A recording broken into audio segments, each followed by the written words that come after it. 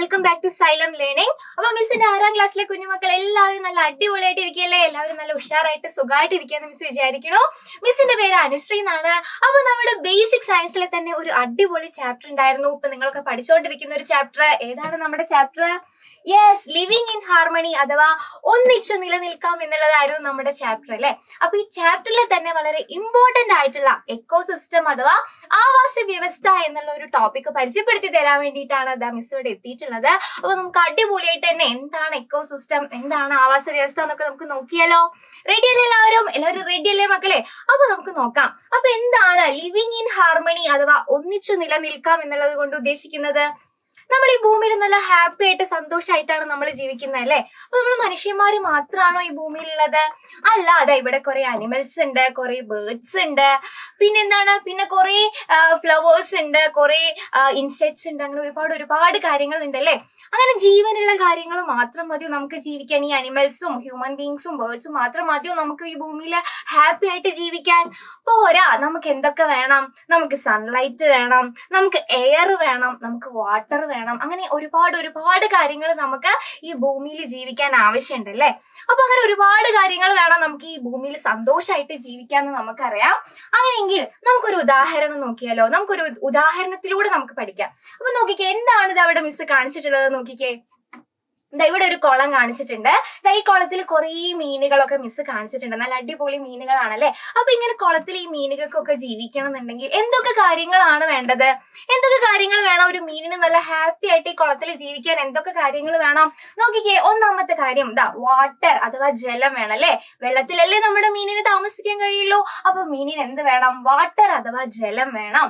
പിന്നെ എന്ത് വേണം നോക്കിക്കേ? എയർ അഥവാ വായു വേണ്ടേ? വെള്ളത്തിൽ ഓക്സിജൻ ഉണ്ടെന്ന് നമുക്കറിയാം. വെള്ളത്തില് ആ ഓക്സിജൻ ഒക്കെ ശ്വസിച്ചാണ് നമ്മുടെ മീൻ നല്ല ഹാപ്പി ആയിട്ട് ഇരിക്കുന്നത്.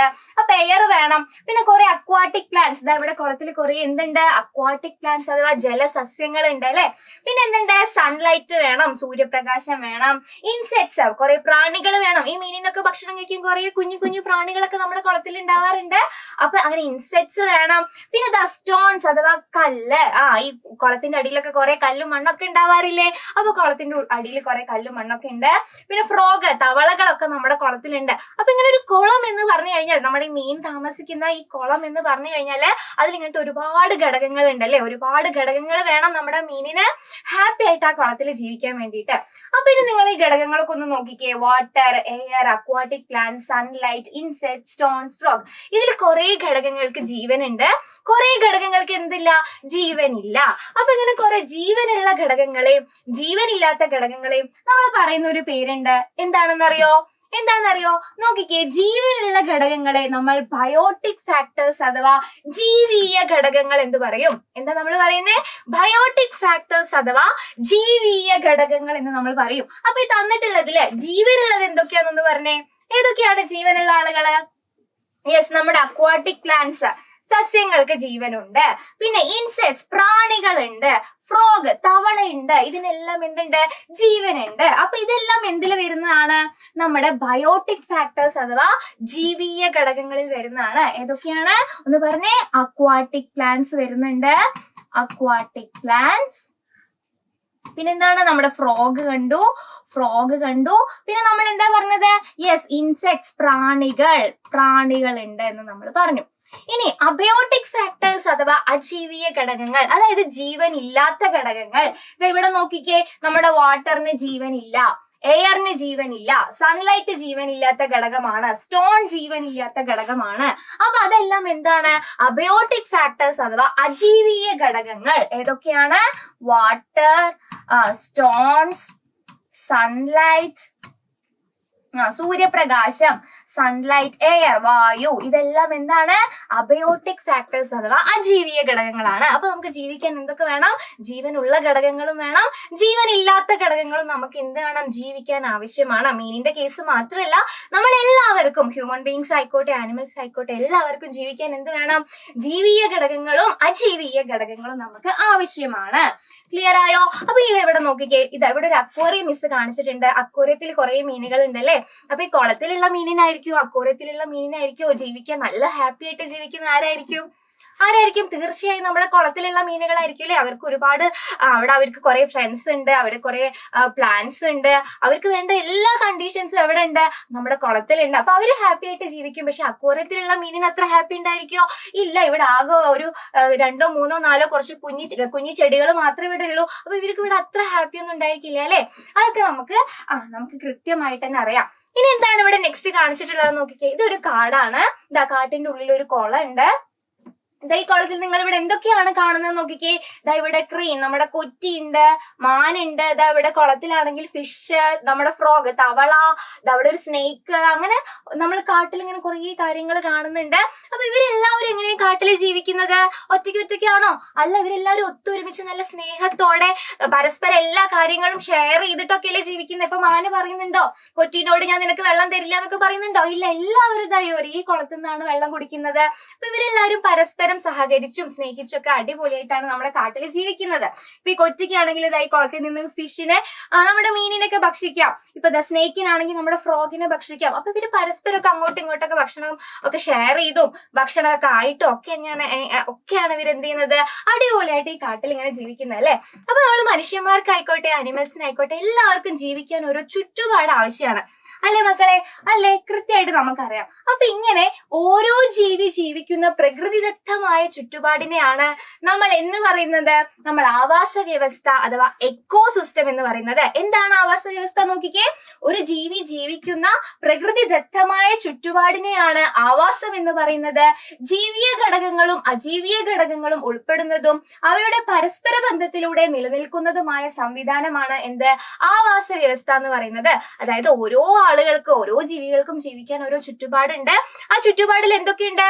കുറെ ജീവിയ ഘടകങ്ങൾ, കുറെ ബയോട്ടിക് ഫാക്ടേഴ്സ് ഉണ്ട്, കുറെ അജീവീയ ഘടകങ്ങൾ അബയോട്ടിക് ഫാക്ടേഴ്സ് ഉണ്ട് അല്ലെ. ഇപ്പൊ നമ്മൾ ജീവിക്കുന്ന ചുറ്റുപാടിനെ എടുത്തു നോക്കൂ. നമുക്ക് ജീവിക്കാൻ എന്തൊക്കെ വേണം? കുറെ ജീവനുള്ള ഘടകങ്ങൾ, സസ്യങ്ങൾ, അനിമൽസ് പോലുള്ള ജീവനുള്ള ഘടകങ്ങൾ വേണം. പിന്നെ ജീവനില്ലാത്ത വാട്ടർ, എയർ, സൺലൈറ്റ് പോലുള്ള ജീവനില്ലാത്ത ഘടകങ്ങളും നമുക്ക് ആവശ്യമാണ് അല്ലെ. അപ്പൊ ഇങ്ങനെ നമ്മൾ ജീവിക്കുന്ന ഈ ഒരു ചുറ്റുപാടിനെയാണ് നമ്മൾ എന്ത് പറയുന്നത്? എക്കോസിസ്റ്റം അഥവാ ആവാസ വ്യവസ്ഥ എന്ന് നമ്മൾ പറയുന്നത്. ക്ലിയർ ആയോ? എല്ലാവർക്കും എന്താണ് എക്കോസിസ്റ്റം അഥവാ ആവാസ വ്യവസ്ഥ എന്ന് മനസ്സിലായോ? അങ്ങനെയെങ്കിൽ നമ്മുടെ ചുറ്റും നമുക്ക് ഒരുപാട് എക്കോസിസ്റ്റംസ് കാണാം. ഒന്നാമത്തെ എക്കോസിസ്റ്റം മിസ് ഇവിടെ കാണിച്ചിട്ടുള്ള എന്താ നോക്കിക്കേ. ഇത് നമ്മുടെ ഫീൽഡ് ആണ് അല്ലെ. ഫീൽഡ് അഥവാ നമുക്ക് എന്ത് പറയാം? നമ്മുടെ വയലാണ്. വയൽ ഒരു എക്കോസിസ്റ്റം അഥവാ ആവാസ വ്യവസ്ഥയാണ്. ഈ വയലിൽ നമുക്ക് കുറെ ചെടികളും കുറെ പ്രാണികളും കുറെ ജീവജാലങ്ങളൊക്കെ നമുക്ക് ഈ വയലിൽ കാണാൻ പറ്റും. പക്ഷെ ഈ വയലിൽ നിങ്ങൾ ഡോൾഫിനൊക്കെ കാണാറുണ്ടോ? ഡോൾഫിൻ അല്ലെങ്കിൽ വലിയ വലിയ എലിഫന്റ് ഒക്കെ ഈ വയലിലാണോ താമസിക്കുന്നത്? അല്ല. ഈ വയലിൽ മാത്രം ജീവിക്കുന്ന കുറെ ആളുകളുണ്ട്. വയലിനെ ആശ്രയിച്ച് ഈ ഒരു ചുറ്റുപാടിൽ കഴിയുന്ന കുറെ ഓർഗാനിസംസും അവിടെ മാത്രം കണ്ടുവരുന്ന കുറെ പ്ലാന്റ്സ് ഒക്കെ ഉണ്ടല്ലേ. അതേപോലെ അടുത്തൊരു എക്കോസിസ്റ്റം ആണ് എന്ത്? യെസ്, ഇത് എന്താ നോക്കിക്കേ. ഇതാണ് നമ്മുടെ ഫോറസ്റ്റ്. യെസ്, ഫോറസ്റ്റ് നമ്മുടെ കാടാണ്. കാട് ഒരു നല്ല എക്കോസിസ്റ്റം ആണ്. കാട്ടിൽ എന്താണ്? കാടിനെ ആശ്രയിച്ച് ഒരുപാട് ആനിമൽസും പ്ലാന്റ്സും ഒക്കെ ജീവിക്കുന്നുണ്ട്. ഇനി ഇതേപോലെ അടുത്തൊരു എക്കോസിസ്റ്റം ആണ് എന്ത്? ഇതിന് നമ്മൾ സേക്രഡ് ഗ്രൂവ്സ് അഥവാ കാവുകൾ എന്നൊക്കെ പറയൂലേ. സേക്രഡ് ഗ്രൂവ്സ് അഥവാ നമ്മുടെ കാവുകൾ എന്നൊക്കെ പറയും. കാവ് എന്നൊക്കെ നമ്മൾ പറയും. ഇതെന്താണ്? ഇതും ഒരു അടിപൊളി എക്കോസിസ്റ്റം ആണ്. ഈ കാവിൽ മാത്രം സംരക്ഷിക്കപ്പെടുന്ന കുറെ ചെടികളും കുറെ ആനിമൽസും ഓർഗാനിസംസും ഒക്കെ നമുക്ക് കാണാൻ സാധിക്കും. ഇനി നെക്സ്റ്റ് വൺ ആണ് എന്താണ് ഈ കാണിച്ചിട്ടുള്ളത് നോക്കിക്കേ. യെസ്, നല്ല അടിപൊളി ഗാർഡൻ ആണല്ലേ. ഗാർഡൻ അഥവാ പൂന്തോട്ടം എന്നൊക്കെ നമ്മൾ പറയും. പൂന്തോട്ടം.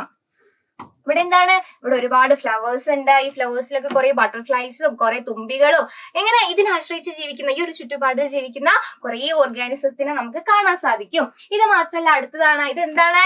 ഇത് നല്ലൊരു റിവർ, നമ്മുടെ പുഴയാണ്. പുഴ എന്താണ്? പുഴ വേറൊരു എക്കോസിസ്റ്റം ആണ്, വേറൊരു ആവാസ വ്യവസ്ഥയാണ്. ഈ പുഴയെ ആശ്രയിച്ചുകൊണ്ട് ജീവിക്കുന്ന കുറെ ജീവജാലങ്ങളെ നമുക്ക് കാണാൻ സാധിക്കും പുഴയുടെ കേസിൽ. ഓക്കെ. അപ്പൊ ഇതൊക്കെയാണ് എന്താ നമ്മുടെ എക്കോസിസ്റ്റം അഥവാ ആവാസ വ്യവസ്ഥ. അപ്പൊ എല്ലാവർക്കും ക്ലിയർ ആയിട്ട് മനസ്സിലായ മക്കളെ എന്താണ് എക്കോസിസ്റ്റം, എന്താണ് ആവാസ വ്യവസ്ഥ എന്ന് എല്ലാവർക്കും മനസ്സിലായിട്ടുണ്ടാവും എന്ന് മിസ് വിചാരിക്കുകയാണ്. ഓരോരുത്തർക്കും ജീവിക്കാൻ വേണ്ട ചുറ്റുപാട്, ആ ചുറ്റുപാടിൽ അടങ്ങിയിട്ടുള്ള ജീവിയ ഘടകങ്ങൾ അജീവിയ ഘടകങ്ങൾ ഇതിനെല്ലാം ചേർത്ത് നമ്മൾ പറയുന്നതാണ് എന്ത്? എക്കോസിസ്റ്റം അഥവാ ആവാസ വ്യവസ്ഥ എന്ന് പറയുന്നത്. അപ്പൊ എല്ലാവർക്കും ക്ലിയർ ആയിട്ടുണ്ടാവും എന്ന് മിസ് വിചാരിക്കുകയാണ്. അപ്പൊ നിങ്ങൾ എന്ത് ചെയ്യണം? നിങ്ങളുടെ ചുറ്റുപാടും കാണുന്ന ഇതുപോലുള്ള എക്കോസിസ്റ്റത്തെ ഒക്കെ എന്ത് ചെയ്യണം? നമ്മുടെ കമന്റ് ബോക്സിൽ വന്നിട്ട് എല്ലാവരും കമന്റ് ചെയ്യണം. കൂടാതെ നമ്മുടെ വീഡിയോ എല്ലാവരും ലൈക്ക് ചെയ്യുക, മാക്സിമം ഫ്രണ്ട്സിനൊക്കെ ഷെയർ ചെയ്യുക. എന്നിട്ട് എല്ലാവരും അടിപൊളിയായിട്ട് തന്നെ പഠിക്കുക. ഓക്കെ, അപ്പൊ ഇതുപോലെ ഇനി വീഡിയോസ് ആയിട്ട് നമുക്ക് അടുത്ത വീഡിയോ ആയിട്ട് നമുക്ക് വീണ്ടും കാണാം. ഓക്കെ, അതുവരെ എല്ലാവർക്കും ടാറ്റാ, ബൈ ബൈ.